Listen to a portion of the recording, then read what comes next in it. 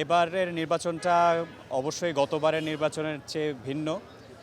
গতবার আমি জানি না আপনাদের ওই সময় তখন দেখেছেন কিনা, পুলিশ, দলীয় ক্যাডার, এরা ছিল হচ্ছে নির্বাচনের মূল আকর্ষণ। ভোটার ছিল না।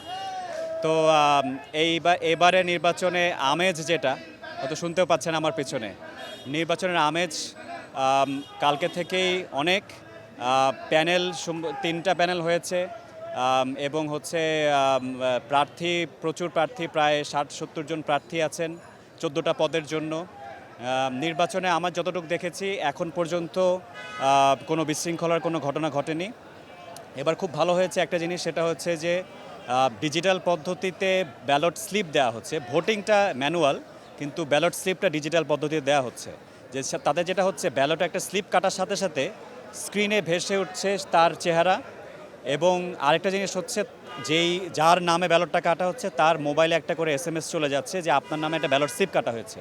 তাহলে যেটা হচ্ছে যে যদি অন্য কারো নামে ব্যালট স্লিপ কাটা হয়, তাহলে সে সাথে সাথে সেটা জানতে পারছেন এবং হয়তোবা তখন অথরিটিকে জানাতে পারছেন। এই কারণে আমার মনে হয় যে কোনো রকমের জাল ভোট বা এই ধরনের ইরেগুলারিটিস হওয়ার সম্ভাবনা 0। আর এখন পর্যন্ত যেটা দেখছি যে ভোটারদের মধ্যে স্বতঃস্ফূর্ততা আছে, প্রার্থীদের মধ্যে স্বতঃস্ফূর্ততা আছে। তো আমি মনে করি না যে কোনো অপ্রীতিকর কোনো ঘটনা ঘটার সম্ভাবনা আছে আপাতত।